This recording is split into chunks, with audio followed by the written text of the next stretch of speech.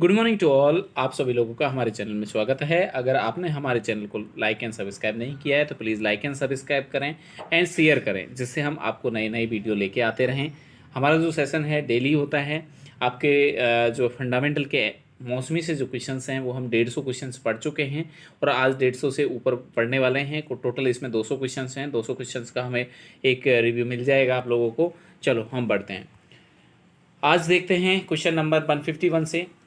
A nurse is caring for a client on bed rest.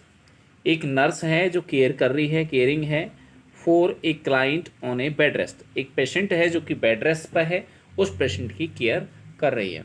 How can the nurse help prevent a pulmonary embolus. कैसे, how कैसे can the nurse कर सकती है help prevent a pulmonary embolus, कि pulmonary इमोबलस ना बने उसको prevent करने में जो नर्स है वो किस तरीके से हेल्प कर सकती है। Limit the client fluid intake, कि फ्लूइड इनटेक को जो है पेशेंट का फ्लूइड इनटेक अगर रोक दिया जाए नर्स के द्वारा तो क्या पल्मोनरी इमोबलस को रोका जा सकता है? नहीं, ऐसा तो कुछ नहीं है सर। पल्मोनरी इमोबलस को रोकने के लिए फ्लूइड जो है, आप अगर फ्लूइड अगर मैं बात करके चलूँ कि लिमिट करेंगे आप, ठीक है ना, तो इसकी वजह से तो उल्टा आपका थ्रोम्बस फॉर्मेशन के चांसेस हैं वो बढ़ जाएंगे। क्यों बढ़ेंगे? क्योंकि भाई अगर फ्लूइड आपकी बॉडी के मात्रा में कम रहेगा तो बॉडी में क्या होगा, ब्लड की जो है गाढ़ा हो जाएगा, और ब्लड जैसे जैसे गाढ़ा होता जाएगा उसका जमा मतलब उसमें थ्रोम्बस बनने के चांसेस बढ़ जाएंगे। तो लिमिट नहीं करना है, यहाँ ज़्यादा से ज़्यादा फ्लूइड उसको देना है। तो ये बात तो होगी आपकी गलत। दूसरी आती है कि teach the client how to exercise the leg, कि पेशेंट को सिखाएं कि उसे किस तरीके से लेग की एक्सरसाइज करनी है। और हमें पता है बेटा कि ज़्यादातर जो थ्रोम्बस का फॉर्मेशन होता है जब पेशेंट बेड रेस्ट पे होता है तो लोअर एक्सट्रीमिटीज़ के अंदर देखने को मिलता है। इसलिए ही तो हम डीबीटी पंप भी इस्तेमाल जो करते हैं वो आपके लोअर लेग में लगा होता है, लोअर एक्सट्रीमिटीज़ में लगा होता है। तो ये बात तो सही है, उसे सिखाना है, नर्स उस पेशेंट को सिखा सकती है उसे लेग एक्सरसाइज किस तरीके से करनी है जो कि उसके अंदर थ्रोम्बस फॉर्मेशन को रोक सके। अगला है कि increase use of the incentive spirometry, कि इंसेंटिव स्पायरोमेट्री का हम यूज करें तो बेटा इंसेंटिव जो स्पायरोमेट्री होती है वो आपके रेस्पिरेटरी सिस्टम के लिए होती है, न कि आपके थ्रोम्बस के लिए होती है। या आपके रेस्पिरेटरी फंक्शंस जो होते हैं उनको बढ़ा देती है, ठीक है। Maintain the knee gatch position at an angle, के एंगल पे आपको क्या करना है, एक नी गैज पोजीशन है वो मेंटेन करें।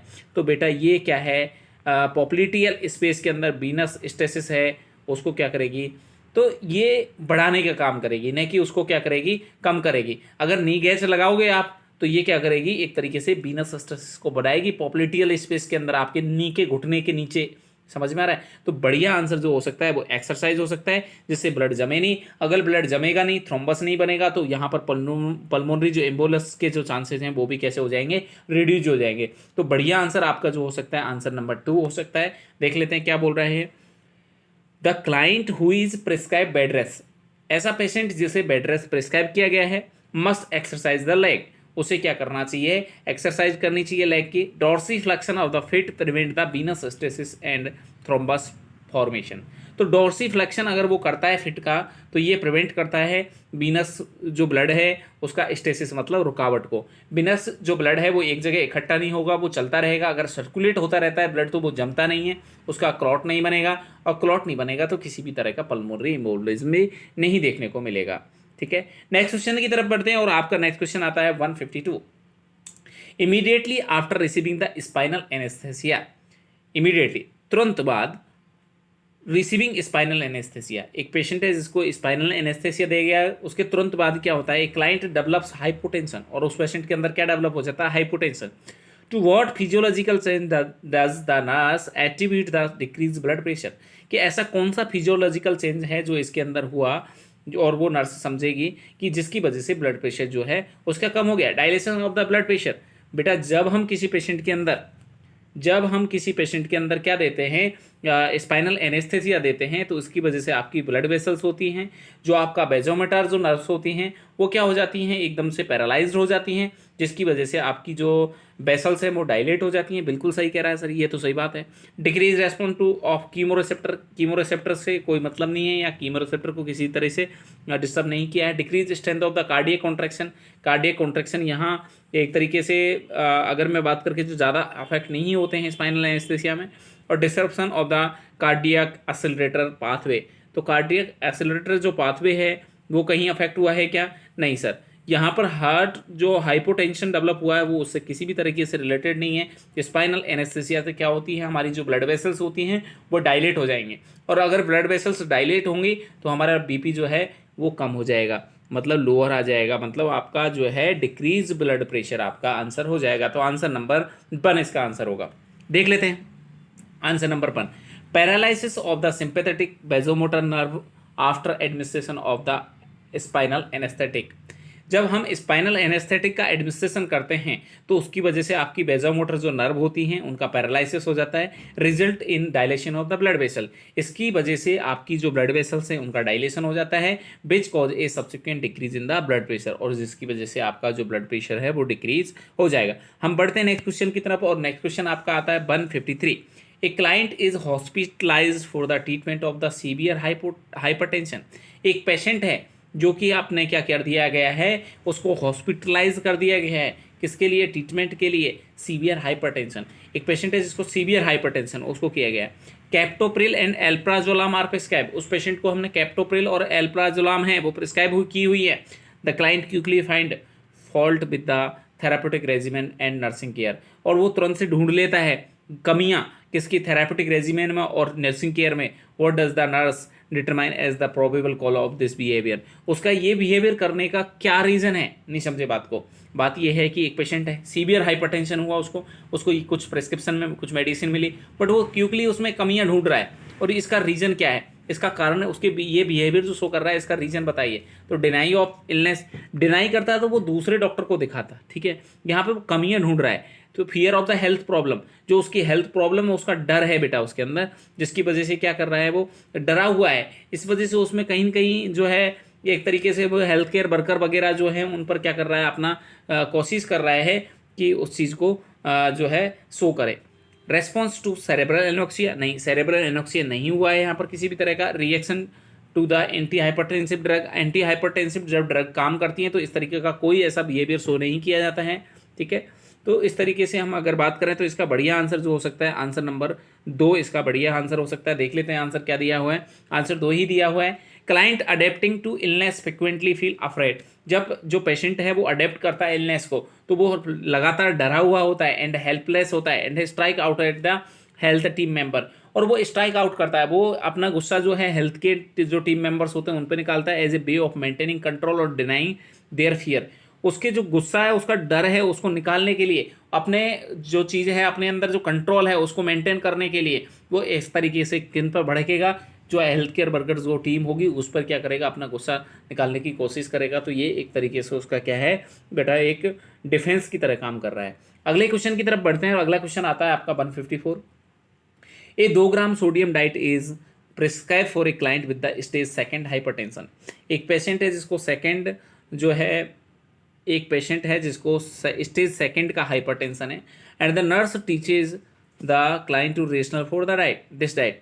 नर्स ने बता दिया है, पेशेंट को समझा दिया है इस डाइट का रेशनल, कि भैया उसको जो सोडियम डाइट है वो 2 ग्राम ही लेना है, क्यों लेना है, वो सारी चीज़ें समझा दी हैं।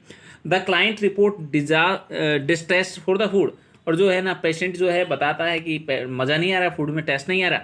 The primary nurse here the client request that the family bring in A ham and cheese sandwich and fries, और वो अपने जो प्राइमरी नर्स ने सुन लिया है ऐसा कहते हुए पेशेंट जो अपनी फैमिली मेंबर से बोल रहा है कि मुझे हैम, चीज, सैंडविच, फ्राइज कुछ ऐसा बना के लाओ। What is the most effective nursing intervention. तो आपको क्या करना है, देखो बेटा क्या दिक्कत है इसमें, कि इसको पेशेंट को दिक्कत है हाइपरटेंशन की, उसे डाइट दी गई है कि उसको सोडियम कम से कम खाना है, अब उसको मज़ा नहीं आ रहा है उसमें कम नमक खाने में। अब वो क्या कर रहा है कि अपने फैमिली मेम्बर्स को बोल रहा है कि ये मेरे लिए ला दीजिए, ठीक है। तो discuss the diet with the client and family, के पेशेंट और पेशेंट की फैमिली के साथ में डाइट को डिस्कस करना चाहिए, बिल्कुल साहब। अगर आपने पेशेंट से डिस्कस किया है और वो फैमिली मेंबर से मंगा के खा रहा है तो ये तो क्या हो जाएगा, आप उसका सही तरीके से क्या नहीं कर पाएंगे, ट्रीटमेंट कर ही नहीं पाएंगे, क्योंकि जहाँ सोडियम कम करना चाहिए था वो सोडियम उसको उसके फैमिली मेंबर ला के देंगे। तो आपको जो डाइट प्रिस्क्राइब की गई है उसकी जो महत्ता है वो दोनों को बतानी है, पेशेंट को भी बतानी है और पेशेंट के फैमिली मेम्बर्स को भी बतानी है, जिस वजह से वो दोनों आपस में कोऑर्डिनेट कर पाएँ। Tell the client why safety food should not be eaten, कि जो साल्टी फूड है वो क्यों नहीं खाना चाहिए, तो हम पहले ही ऑलरेडी बता चुके हैं साहब।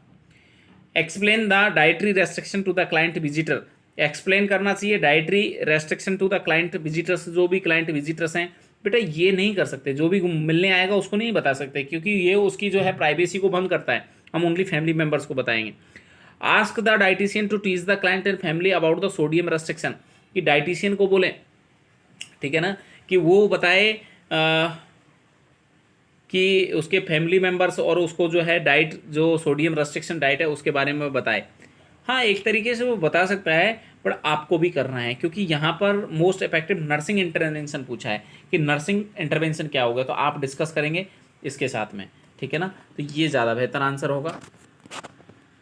देख लेते हैं आंसर, और आंसर की तरफ बढ़ते हैं और आपका आंसर आ जाता है the client and significant family member should be included in the dietary teaching, कि पेशेंट और पेशेंट के जो सिग्निफिकेंट, जो उसके नज़दीकी जो फैमिली मेंबर्स हैं उनको आपको डाइटरी टीचिंग्स हैं वो बतानी चाहिए। Family provide support that promote the adherence, जो फैमिलीज मेंबर हैं वो उनको सपोर्ट प्रोवाइड कराएंगे जिसकी वजह से वो क्या बनेगा, वो जो आपने डाइट प्रिस्क्राइब की गई है उसके साथ में वो अडेयर रहेगा, वही डाइट पर बना रहेगा।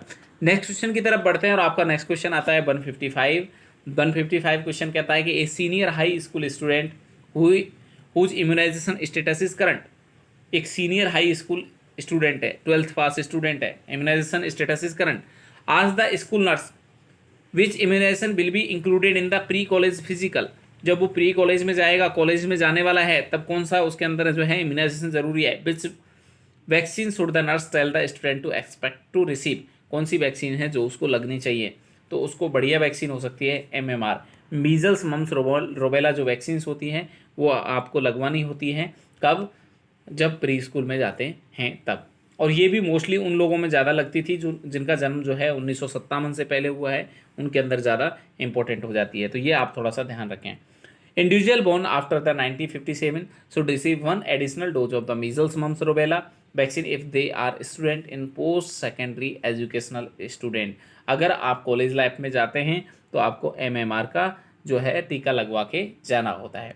नेक्स्ट क्वेश्चन की तरफ बढ़ते हैं और आपका नेक्स्ट क्वेश्चन आता है 156, ए 70-year-old client with the disease of the heart failure, एक 70 साल का आदमी है जिसके अंदर क्या दिक्कत है भाई, हार्ट फेलियर की दिक्कत है, ठीक है, and chronic obstructive pulmonary disease, और उसको COPD है, is admitted to a unit in a long term care facility for the cardiopulmonary rehabilitation program, और जो वो है कार्डियोपल्मोनरी रिहेबिलिटेशन प्रोग्राम के लिए लॉन्ग टर्म केयर फैसिलिटी के अंदर क्या हो गया है, एडमिट हो गया है। Pneumococcal and flu vaccine are administer, उसको निमोकोकल वैक्सीन भी दी जा रही है, उसे फ्लू वैक्सीन भी दी जा रही है। द क्लाइंट आज the nurse if the pneumococcal vaccine has to be taken every year like the flu vaccine how should the nurse respond, कि आप जो फ्लू की वैक्सीन, जो इन्फ्लुएंजा की जो वैक्सीन होती है बेटा वो 1 ईयर पे लगती है, हर साल लगती है, तो वो पेशेंट आपसे बोल रहा है कि क्यों ना जो निमोकोकल वैक्सीन है और जो आप जो फ्लू वैक्सीन देते हैं वो हर साल ही दे दें, how should the nurse respond. You need to receive the pneumococcal vaccine every other year, कि आपको आवश्यकता होती है निमोकोकल वैक्सीन की एक साल छोड़ के एक साल। The pneumococcal vaccine should be receive in the early ottoman year every year, की हर साल जब ऑटमन का महीना आता है तो उसमें जल्दी चाहिए। You should get the flu and pneumococcal vaccine at the your annual physical examination, कि जब भी आपका एनुअल फिजिकल एग्जामिनेशन होगा तो आपको जो है फ्लू और निमोकोकल वैक्सीन दी जाएगी। It is unnecessary to have any follow up injection of the pneumococcal vaccine after this dose. देखो ज़्यादातर क्या होता है बेटा कि जो निमोकोकल वैक्सीन लगाई जाती है वो 65 ईयर के बाद में लगाई जाती है और एक ही डोज सफिशियंट होता है, ज़्यादा डोज लगाए ही नहीं जाते हैं इसके। निमोकोकल वैक्सीन का ओनली सिंगल मात्र डोज लगता है। जबकि अगर मैं बात करके चलूँ किसकी, आपकी फ्लू वैक्सीन की, तो फ्लू वैक्सीन आपकी ईयरली बेसिस पे लगाई जाती है, और जब कोई ज़्यादा ही उसके अंदर निमोनिया के चांसेस ज़्यादा होते हैं तो एक और डोज लगाया जा सकता है आफ्टर 5 ईयर, नहीं कि पर ईयर। तो पर ईयर तो किसी भी तरह का कोई सिस्टम नहीं होता है, तो उसको समझाना है कि it is unnecessary to have any follow up injection of the pneumococcal vaccine after this dose, कि इस डोज के बाद में आपको ज़्यादा ज़रूरत नहीं रह जाती है। देख लेते हैं आंसर।